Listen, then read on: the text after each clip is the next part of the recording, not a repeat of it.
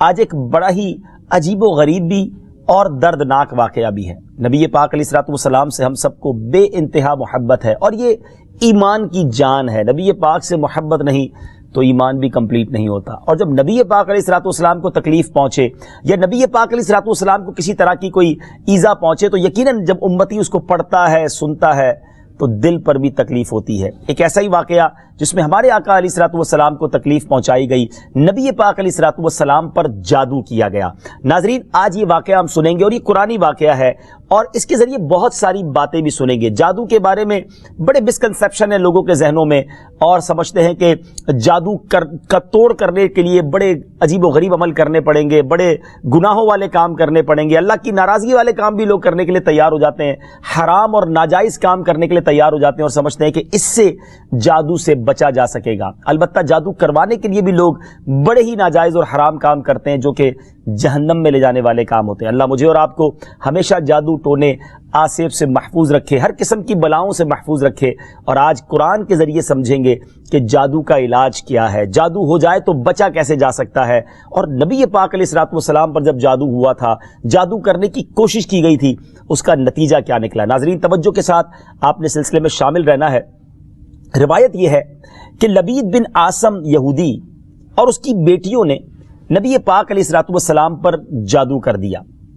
جس کا اثر پیارے آقا علیہ الصلوۃ والسلام کے جسم پر نمودار ہوا۔ طبیعت شریف جو ہے وہ کچھ ناساز ہونے لگی،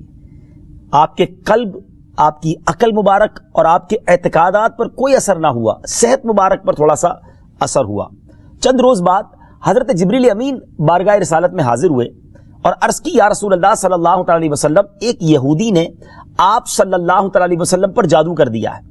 اور جادو کا جو سامان ہے وہ فلاں کنویں میں ایک پتھر کے نیچے دبا ہوا ہے۔ سرور کائنات علیہ الصلوۃ والسلام نے حضرت علی مولا کائنات شیر خدا کرم اللہ تعالی وجہ الکریم کو بھیجا۔ انہوں نے کنویں کا پانی نکالا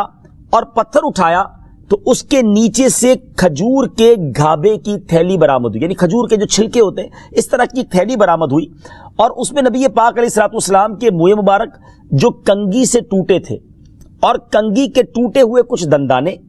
اور ایک ڈور یا کمان کا چلہ جس میں 11 گٹھانے لگی ہوئی تھی، اور ایک موم کا پتلا تھا جس میں 11 سوئیاں چبھی ہوئی تھی۔ یہ سب سامان پتھر کے نیچے سے نکلا، اور یہ مولا علی کرم اللہ تعالی وجہ الکریم یہ سارا سامان لے کر نبی پاک علیہ الصلوۃ والسلام کی بارگاہ میں آ گئے۔ اس کے بعد سبحان اللہ، اب اس کا توڑ کیسے آیا، اس کا علاج کیسے ہوا، اس کا حل کیا نکلا؟ جبریل امین اللہ تبارک و تعالیٰ کی بارگاہ سے سورہ فلق اور سورہ ناس لے کر حاضر ہوئے، یعنی اب جو سورہ فلق اور سورہ ناس ہے وہ نازل ہوئیں، اور ان دونوں صورتوں کو ملائیں تو ناظرین اس میں 11 آیتیں ہیں۔ ہر ایک آیت کے پڑھنے سے ایک ایک گرہ کھلتی جاتی تھی، یہاں تک کہ سب گرہیں کھل گئیں اور پیارے آقا علیہ الصلوۃ والسلام بالکل شفا یاب ہو گئے۔ سبحان اللہ، سبحان اللہ۔ ناظرین، اب اس واقعے سے بہت ساری باتیں میں نے اور آپ نے سیکھنی ہیں۔ پہلی بات یہ ہے کہ یہ بخاری شریف میں ہے کہ پیارے آقا علیہ الصلوۃ والسلام جب بستر شریف پر تشریف لاتے تو اپنے دونوں ہاتھوں پر دم کرتے اور اپنے سر سے پاؤں تک پورے جسم پر اپنے ہاتھوں کو پھیرایا کرتے، جہاں تک دست مبارک پہنچ سکتے یہ عمل 3 مرتبہ فرماتے، یعنی نبی پاک علیہ الصلوۃ والسلام ان دونوں صورتوں کا اپنے اوپر بھی دم کیا کرتے۔ اور ایک اور جگہ پر بھی یہ ہے، حدیث عائشہ رضی اللہ تعالی عنہا میں ہے کہ جب نبی پاک علیہ الصلوۃ والسلام کے گھر والوں میں سے کوئی بیمار ہوتا تو آپ علیہ الصلوۃ والسلام ان دونوں صورتوں کو پڑھ کر اس پر دم فرمایا کرتے تھے۔ تو یہ نبی پاک کے معمول میں تھا۔ تو آج اگر ہم میں بھی کوئی بیمار ہو جائے، فیملی میں کوئی بیمار ہو جائے، اپنے آپ کو ان آفتوں سے بچانا چاہتے ہیں تو اول آخر 3 بار درود پاک پڑھیں، سورہ فلق اور سورہ ناس کی تلاوت کریں، اپنے ہاتھوں پر دم کر کے اپنے جسم پر پھیر لیں، کسی مریض پر دم کر دیں، انشاءاللہ اس کی برکت ملے گی۔ یہاں ایک اور مسئلہ بھی سیکھنے کو ملے گا کہ تعویذات اور عملیات میں جس میں کوئی لفظ کفر و شرک کا نہ ہو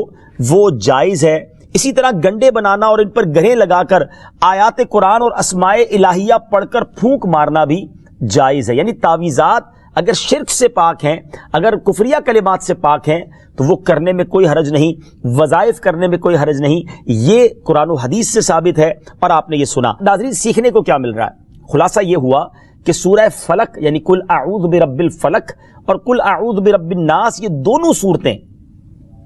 جن اور شیاطین، نظر بد اور آسیب اور تمام امراض خصوصاً جادو ٹونے کا مجرب علاج ہیں۔ ان کو لکھ کر تعویذ بنائیں، گلے میں پہنائیں اور ان کو بار بار پڑھ کر مریض پر دم کریں اور کھانے اور پانی اور دواؤں پر پڑھ کر پھونک دیں اور پھر مریض کو کھانا وغیرہ کھلائیں۔ انشاءاللہ عز و جل ہر مرض اور بالخصوص جادو ٹونا دفع ہو جائے گا،